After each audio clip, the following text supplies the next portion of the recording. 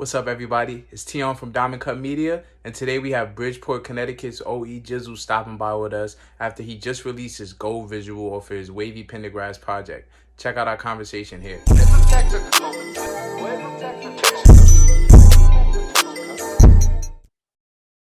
Now, all right, so we got OE Jizzle with us. Jizzle, how you doing, man? I'm doing good. How you, my man? How you? I'm good, man. Can't complain. So first off, I'm gonna start off like this. You just dropped a video for Go. How you feeling about the video? Uh, I'm feeling good about the video, man. That was a lot of times when I do my music videos, it's never a like studio type of thing to where it's like a very, very, thought out video. A lot of my videos come from, just my brain, or I like freelance art. You know what I'm saying? I like freelance art. So I just go wherever, man. Wherever the wind blow, I just go and just tell my man's pull up, shot by kid, shout out to shot by kid. And we just shoot, bro. You know what I'm saying? So that video right there, I enjoyed it a lot because it gave that real vintage aesthetic that I was looking for. So yeah, man, if y'all ain't watch it, go watch it, man. It's out right now. Just dropped at 12 o'clock.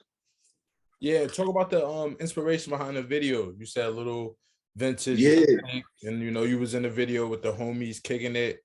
yeah, facts. So the basically the whole point, the emphasis of the video was just showing how we maneuver. You know what I'm saying? I got a lot of videos out currently, and if you watch my videos, it's the same people in every one of my videos. Those people are not just the homies; they're actually my brothers and my cousins. So I stay with the same people. I really don't switch up the people that you see in the video. You're gonna see the same people every time, but the emphasis of the video was just that old vintage aesthetic, that old vintage feel. Um, I love old, you know what I'm saying, shit that I grew up on.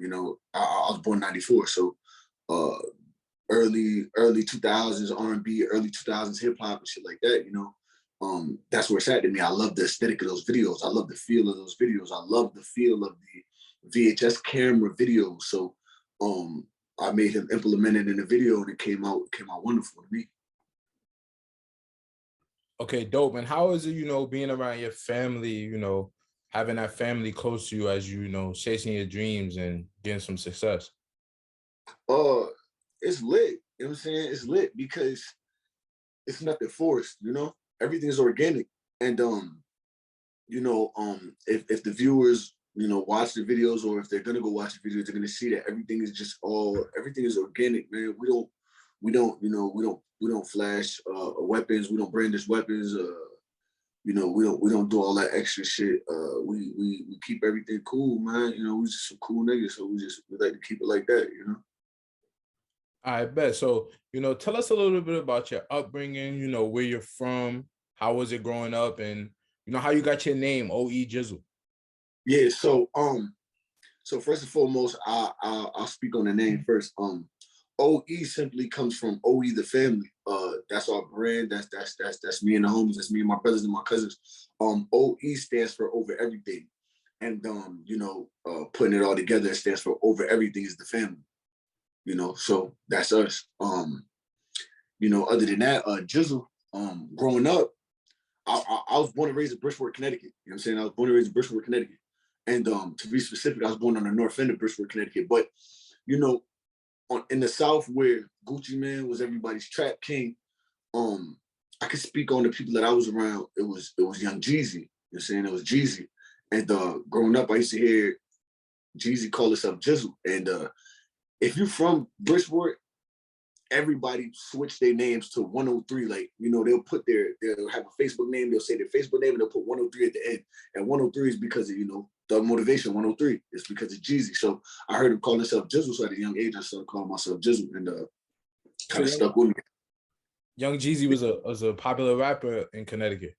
Yeah. Jeezy was really like, you know what I'm saying? Like, they was banging Gucci, but like, nah, like Jeezy, when Jeezy dropped shit like bottom of the map and shit like that, like, yeah, it was on. You know what I'm saying? It was on. So You was definitely Team Jeezy for the verses. yeah, for sure. For sure. But it's funny. It's funny because I really can't even say I was Team Jeezy. I'll just say that it was beautiful for the culture. You know what I'm saying? To see both artists be able to do what they do because I grew up on both of them. You know what I'm saying? But it was just Jeezy was more profound and Jeezy was more highly touted around the area that I was in. So I was listening to more Jeezy growing up for real.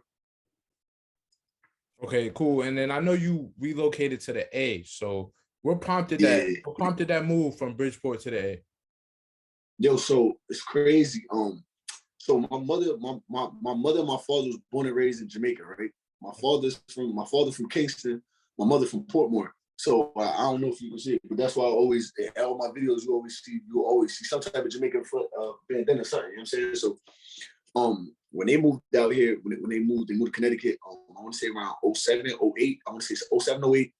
We were still living in Bridgeport. Shit was getting crazy, and my mom, she church. Like my mom is straight church. You know what I'm saying? My father from the streets. So one day my mom said God told her like 2007, like we gotta go, and we just packed everything up and did. Like you know what I'm saying, we packed everything up and we moved to Atlanta. And it was when we first moved to Atlanta, it was me, my father, and my other and two of my brothers. And my youngest brother stayed in Connecticut with my mom because her job was paying at the time. So she stayed up there to work, and we moved out here with my father. And I hated this shit when I first moved out here. I'm not gonna lie to you, it was so slow. I hated this shit. And I moved back to Connecticut, but that shit got too hot because I was really, you know what I'm saying, at this age, I'm 15 years old. So I was really around, like I was really in the hood for her every day. So shit started getting crazy in the hood, and then my mom's wasn't fucking with it because my auntie and them would call her and tell her like shit was going crazy. So my mom moved me back out here ultimately, and me and my brother came back to Georgia, and ever since I've been back in Atlanta, like shit, bro, shit got cool. Like I actually love it out here for real. You know what I'm saying? Yeah, and I kind of I skipped this question though. What was it? What was it like growing up in Bridgeport, Connecticut? I feel like a Yo, lot of people don't know shit, what it's like in Connecticut.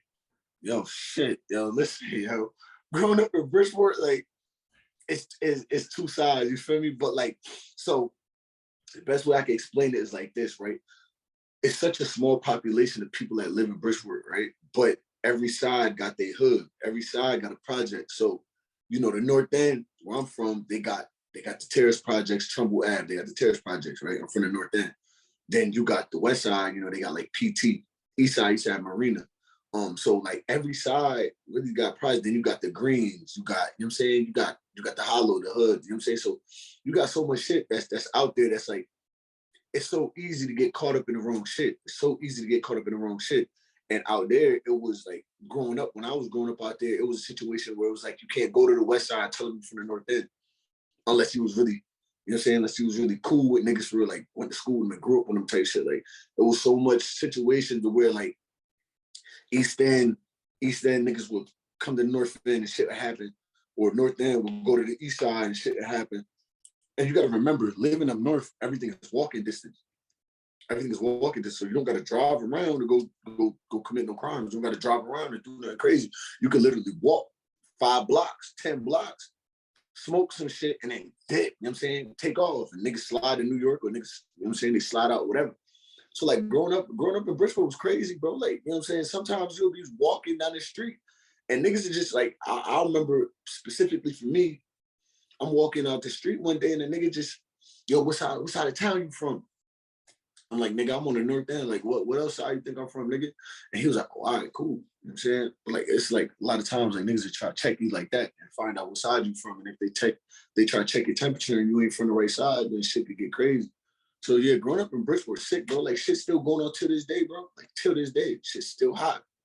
It'll never change. You know what I'm saying? This shit is just a revolving door out there, bro. Never change. So it's safe to say like your mom having that intuition, that God given signal saved you and your brothers from a lot of that drama. Yeah, yo, saved our lives for real. Because at a point after she had that whole intuition and we moved, I came back. I actually moved back to Bridgeport in high school. I went back to high school out there, and my mom ended up going back to Atlanta because she didn't like Bridgeport no more. She ended up going back to Atlanta. So it was literally me and my brother living in. Me and my brother, I call him my twin because we only are some months apart. So like, it was just me and him in Bridgeport. So that's when I really like jumped off the porch and really got outside. Like, you know what I'm saying? Like around 14, 15, when I really, really, like I was doing a lot of stupid shit as a kid, like getting suspended and shit like that as a kid. But like when I hit like 14, 15 and was back up north, like back in Bridgeport, that's when I really started seeing like, oh nah, bro, like shit can get wicked. You know what I'm saying? Like shit can get really wicked. Like from running from gunshots to seeing some of the homes, seeing niggas get shot, like seeing niggas smoke, like seeing niggas get killed, like on all types of sides, bro. It was just crazy. You know what I'm saying? It was crazy. So yeah, bro, my mom really saved my life, like taking me back out of there, like not making me finish high school out there and shit. Like, yeah, yo, she saved my life for real. Because if I stayed out there, bro, I would have probably been locked up right now with some other shit. Like, it's too crazy out there. Or shout out to moms. And it's crazy.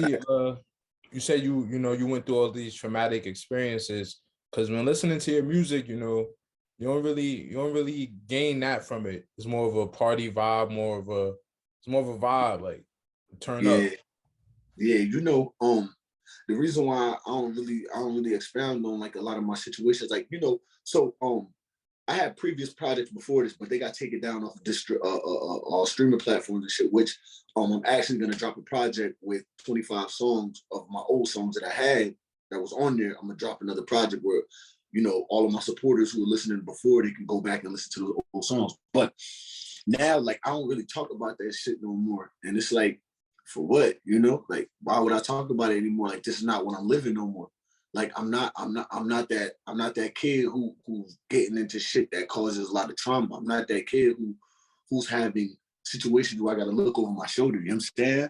I'm not that nigga no more. So it's like, why would I sit here and keep on giving y'all my struggle if my struggle is not my current situation? You know what I'm saying? So I want to give people shit that makes you feel good. And that's what I love about my music now, that it evolved to the point where it puts you in a sense of euphoria. You know what I'm saying? It puts you in that euphoric state to where you're just happy. I want people to be happy when they hear my shit. I don't want people to feel like, yo, I want to go smoke some shit, or man, my music is for this is how I put my music every time.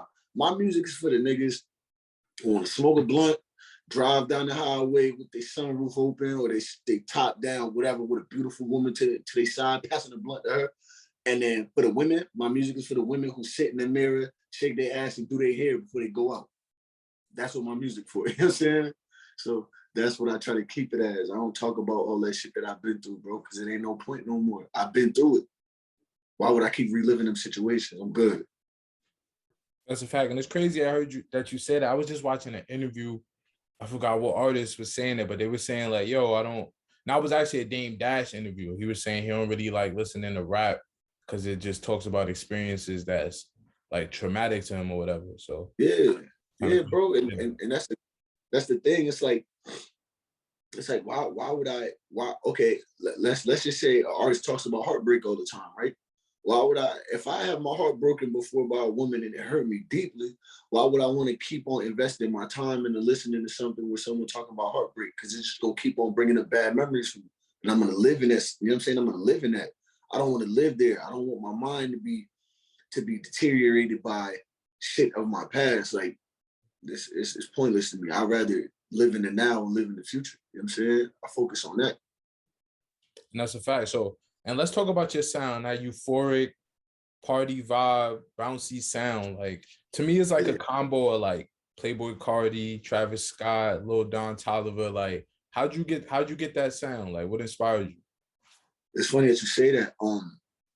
It's funny that you say that, man, because when anybody ever asks me like who made me want to start doing music, I tell them that people, ASAP Rocky changed my life when it came to making music. When I first heard him, it was, I want to say 2011, 2010, something like that. When I first heard him, at this time I was booming. You know what I'm saying? I was selling weed and shit, and Pesos was the first song that I heard by him, and I seen it on MTV Jams, and I was actually bagging up when the video came on, and ever like, I shit you not, yo, like I sat there like, wow, what the fuck is this? Like, he made music cool. He made music so cool to me. Like, besides Kanye and Pharrell, which is the GOAT, like, you know what I'm saying, the godfathers for real. ASAP Rocky, ASAP Mob really really made me wanna go and make music. You know what I'm saying? But then I was hooping for real at this time. So like I was hooping, selling dope, you know what I'm saying, just to make a little bread to buy sneakers and shit like that. You know what I'm saying? Little starter jackets and shit like that. But ASAP Rocky really, really did it for me. And then it was Lil B, you know, the bass guy. Lil B really had me like, oh my God, like that's why my ad lib sound the way it sounds, you know what I'm saying? Because he inspired that. And then Travis Scott inspired my whole aura, as far as my whole euphoric aura. Like he inspired that. So like I guess it's a combination of the three. And then, you know, of course, Kanye, like I said, Pharrell, like I said. So, you know, those guys right there are the ones that really molded my sound today. You know what I'm saying? And you know, Cardi, yeah, I fuck with Cardi for real. Like, as you can see on my shirt, bro, like Yeah. Flacco on my shirt. You know what I'm saying? So it's like, So it's safe to say Rocky's your favorite rapper. you know, so Favorite crazy. artist. He's not. Who would you say? Yo, if I'm talking straight rappers, my favorite rapper of all time is Jay-Z. If we're talking straight rappers, that's the GOAT. No one can ever, dead or alive, bro, he's the greatest to ever touch a microphone in my eyes, bro. He can't do no wrong in music in my eyes. And then if we're talking artistry, my favorite artist is Ye. And then after Ye is Travis Scott. You know what I'm saying? So if we're speaking in that sense, it's them. But Jay-Z never made me want to make music. See what I'm saying? And that's why I hold Travis Scott, Lil B, ASAP Rocky is such a high standard for me, because them the niggas that made me say, man, like I could do this shit. Like, yo, I want to go make a song like this, like that shit. Like, I want to make something just like that. And that's what made me want to make music. So I take the people who actually made me want to do it more to my heart than the people who I think is like the greats. You know what I'm saying? So that's the difference between, you know, my favorite artists is compared to the niggas who actually made me want to do it. You And know what I mean? then So to expound on that, like you're an artist, you're a rapper, you know, whatever you consider yourself. Do you separate artistry from being just a rapper? Like you yeah, know, yeah. like a Drake may be an artist compared to, you know, just a rapper. Like Like, Benny the Butcher, yeah. You see what I'm saying? So like in my opinion, like Drake is an artist, you know what I'm saying? And Dave East is a rapper. You feel me? Like they're both great, but they're both great in their own fields. Like if I was to have to tell you, if I was to have to give you my top 5 artists, I would say, and this will kind of put in perspective, I'll say Ye, Travis Scott. No, Ye, Drake, Travis Scott, Thug, and I'll say Rocky. My top 5 right there. And then if I was to say rappers, it would be like Jay-Z, Nas, Big Pun, you know what I'm saying? Rakim, you know what I'm saying? Like that's the separation for me between artists and rappers. And that's why I consider myself an artist, because I do different shit. Like I would rap on like a beat like Go, and then I would rap on a beat like 3 a.m. in Hollywood. And then you know what I'm saying, I could switch the tempos of whatever I'm on. I don't just solely give you lyrics. Like I give you an experience. I don't give you music. I try to give experiences, you know, and that's the difference for me. okay, dope. And then you've only been making music for 2 years, right? Yeah, 2 years. Come October will be 3. Yeah, That's come crazy. October. So like it's safe to say like you just, you know, you got the hang of it quick, because hearing your Yeah, sound is like you kind of, you know, the direction of the music you want to make. yeah, yeah. It's crazy to say that, because that's really like that's a nailer for real for me, because it's like when I first started making music, you know, it was just to do it. Like I just wanted to see what I can do, you know, because before the music, I was really playing basketball. You know what I'm saying? Like I was really hooping. Like I went to college for 2 years. I went to college for 3 years. My freshman year, I was averaging 19, 20 points a game type shit. Sophomore year, I was killing the same way. But then like I started realizing how the game started becoming so political. So then when I started doing music, it was just like, fuck it, let me just see if I could get these people's minds to turn from, you know, this is, you know, Jay the hooper to Jizzle the rapper, you know what I'm saying? Jizzle the artist. And it was tough at first. It was tough at first. But like at that point, I wasn't really caring because I was just doing this shit just to do it, just to see what it is. But as I kept going, I kept getting better. And as I kept going, I started really figuring out what my sound is. So I'm not gonna lie to you, bro. Like we said a couple months ago was when I really found my sound. And the song that I really found my sound on a couple months ago was Go. The video that I actually just dropped today was the song that really had my sound like, yeah, bro, this is where I want to live. Like I want to live in this. You know what I'm saying? And that's how the legend, that's how the legend began, bro, with the sound. That's how it began. Yeah, so that's dope. So like in just the 2 years, you know, you got high praise, you got Fuse from 808 Mafia, like you got all of them tapped in, giving you high praises, and you even work with them in some capacity now. So how has it been to, you know, reach success in such a short period of time? Yo, shit was crazy. And you know, it's funny because a lot of people don't know the history behind like me and Fuse, 808 Mafia, and me and Trey Pounds from 808 Mafia. Niggas don't like a lot of people really don't understand the history behind it. When I first moved out here, my cousin Preem, shout outs to Preem too. He actually was around Brick Squad heavily, you know, Brick Squad Monopoly, Waka Flocka and them. So when I moved from Connecticut and came out here, my cousin from Brooklyn. So when I moved out here, he brought me around. You know what I'm saying? He started bringing me around and shit. So me just being around like Waka Flocka and them at a young age, at like 15, 16 years old, I was able to really see what music was, you know what I'm saying? But I wasn't in love with making music. I was just always in love with music. You know what I'm saying? I was just in love with hearing it. Like I can't live without music. Like that's one thing I know I cannot live without. Other than my kids, like I know I can't live without music. Like I can't do it. So I was around it a lot. But at this time, just like I said, to reiterate, like I was hooping. You know what I'm saying? I was hooping for real. So I'll be around the rap niggas, but I'll be around these rap niggas on some hoop shit. Like, you know, when they just come to the gym, when they want to go to the gym or something, like my cousin calling me, I'm going up there with Fuse. You know what I'm saying? Trey Pounds at this point, he was rapping still. So I was around Fetty Gang a lot. Like, so years like, you know, years pass. I stopped hooping in school and Trey Pounds hit me up because I dropped my first single, which was called Straight Drop. And this was in October of 2019. This is the end of 2019. I dropped my first single. It was called Straight Drop. And Trey Pounds hit my cousin like, yo, bro, ain't that little bro that they should be around? He was like, yeah. He was like, yo, bro, tell that nigga I said I'm gonna manage him. This nigga got potential. He could be a star. Mind you, this is end of 2019, bro. So now I'm starting to get a little like, oh shit, like niggas are really fucking with me. I'm saying niggas is fucking with me.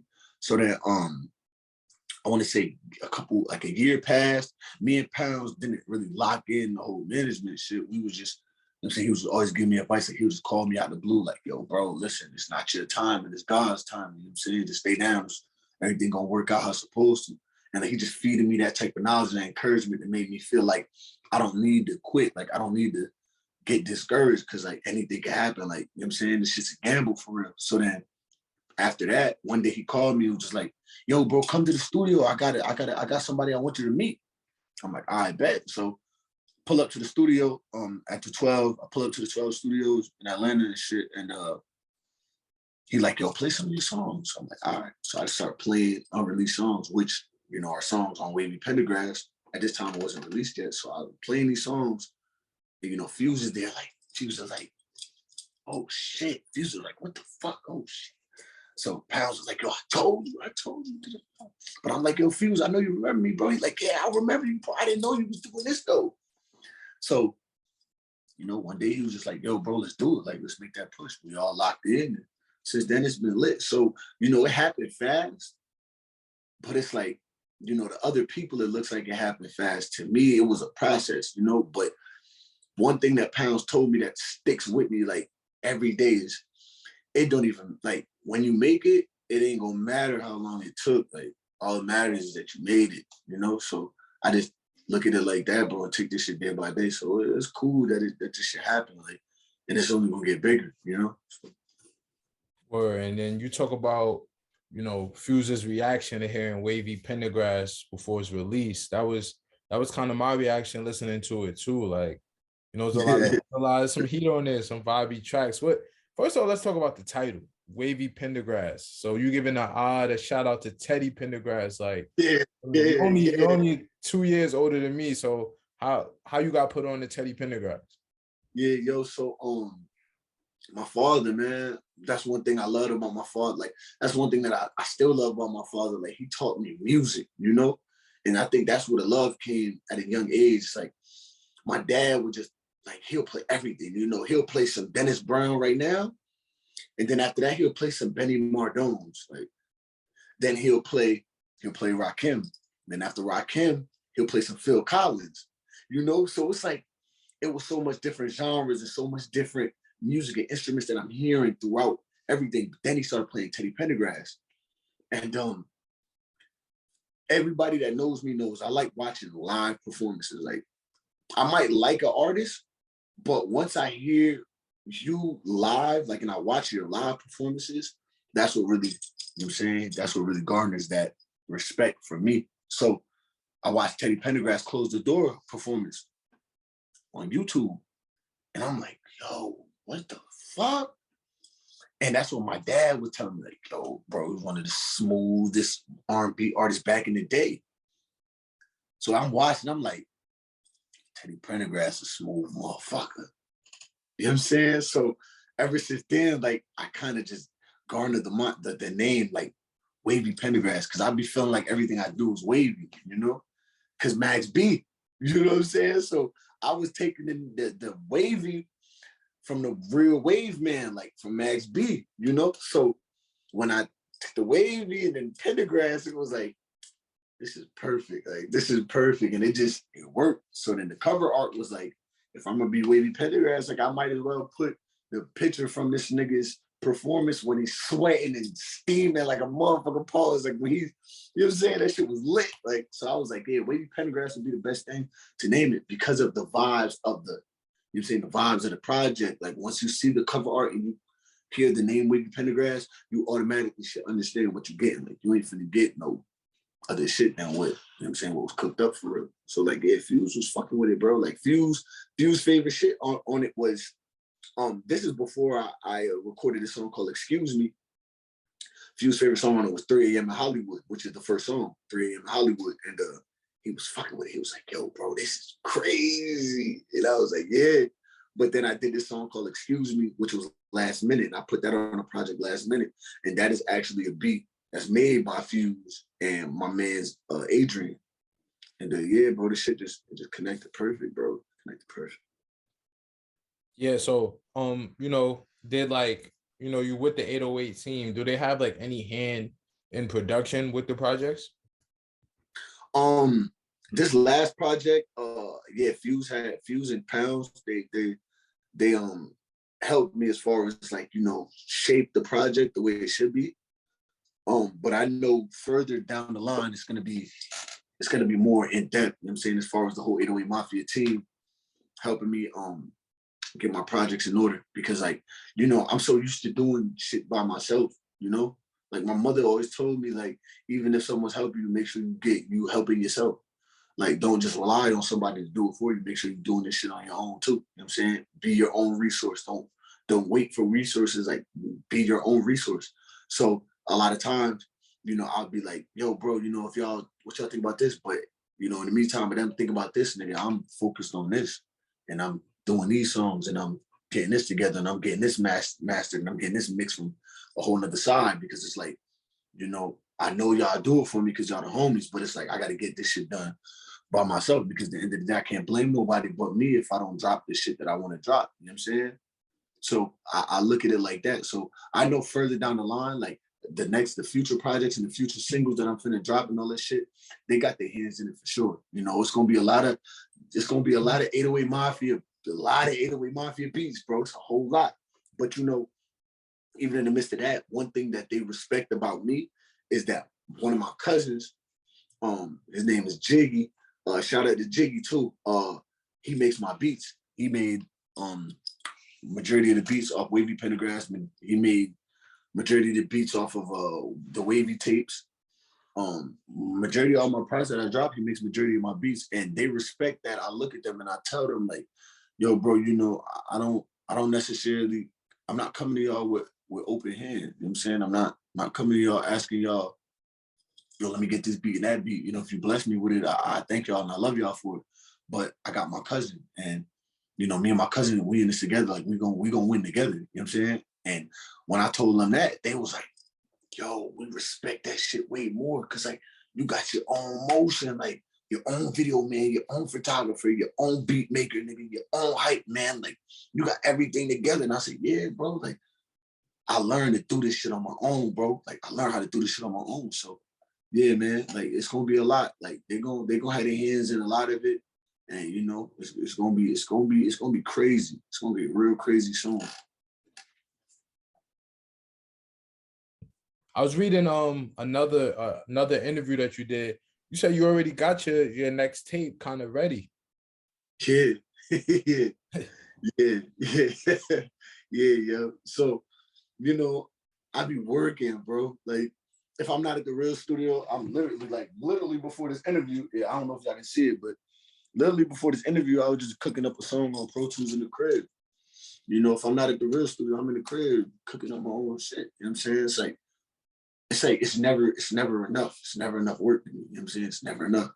And it's like, that's the only way you're gonna get better if you put your 10,000 hours in, you know? So I damn near got that project ready and ready to go. But I'm not looking at dropping a project soon. The only project that I'm gonna drop is the Lost Tapes. It's called the Lost Tapes. It's gonna be 25 songs, all on one tape of like all of my previous projects, like songs from my previous projects that got taken down.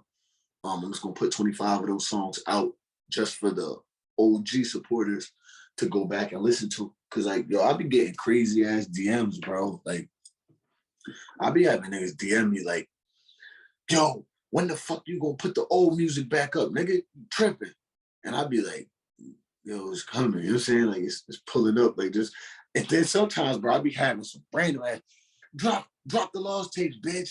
I'd be like, damn, whoa, like, put your gun away, Jamal. Like, don't shoot, Jamal. You know what I'm saying? How do you navigate those aggressive DMs? Yo, it's funny to me. You know what I'm saying? It's funny to me. So when I see shit like that, I'd be like, hey, don't shoot. Hands up, don't shoot, my brother. Like, I got you. Like, you know what I'm saying? Like, it's just something funny, bro. Like, you know, I learned that from basketball too. Like, even when shit gets aggressive or like people are discrediting your work or people are disrespecting your work, you take it with a grain of salt. You don't take it personally. You know what I'm saying? Because people gonna say what they want to say. They're gonna say what they want to say, but you have the choice to react the way that you want to react. You know what I'm saying? So I just react to everything funny as hell. Like everything just be funny to me. You know what I'm saying? Like, it's just funny, bro. But yeah, that project is really done. Like I could upload that shit right now, bro. Have that shit up tomorrow. You know what I'm saying? So shit really done. So any big features on there? On that project, nah.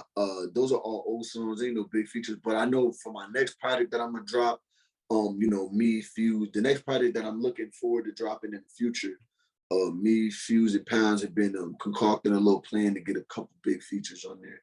So yeah, y'all be on the lookout for that. Like it's gonna be crazy on that one.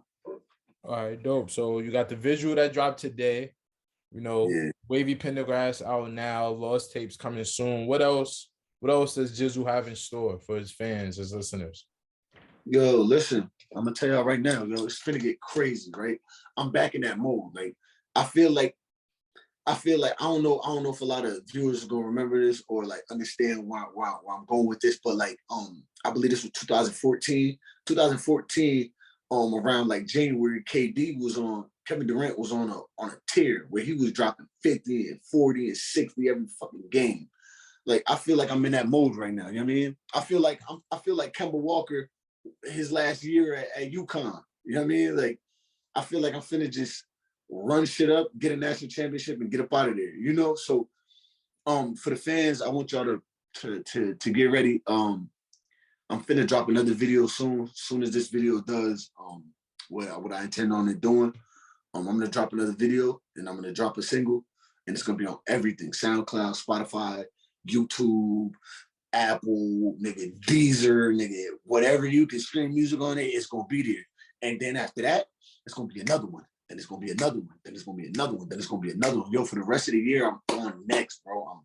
I'm foot on the gas, bro. It's not no stopping for the rest of the year. Like, it's gonna be so consistent that you're not even gonna be able to get used to the last one because a new one finna drop. You know what I'm saying? Like, I'm on my young boy shit. Like that's the best. I'm on my young boy shit. You know what I'm saying? All right, dope. So yeah, you got a lot of content in the tuck for the fans, for the listeners. You know, Word. before you get off, before we end the interview, you know, just any shout outs, any people you wanna, you know, show some love to while you're on the interview. Yeah, word. Y'all already know, man. Shout out to the whole gang, man. OE family. Shout out to the gang. Shout out to Fetty Gang. Shout out to 808 Mafia. You know, the home team, man. You know how we do. The only other thing other than that is get ready for the new shit that's finna drop. And one thing that I always say to myself, that I want to say to the people who's watching, anybody who's trying to do this shit, whatever field you're trying to work in, whatever thing you're trying to do, a lot of times when people talk to you and you tell them your plans, you tell them your dreams for your future, your aspirations, they always say, what if it don't work? Like, what if your plans don't work? But I look at it like this, like, what if everything that you sit down and talk about, everything that we sit down and talk about, bro, actually happens? Like, what if everything you said gonna happen happens? Like, that optimism, living that optimism forever, bro. You know what I'm saying? Yeah.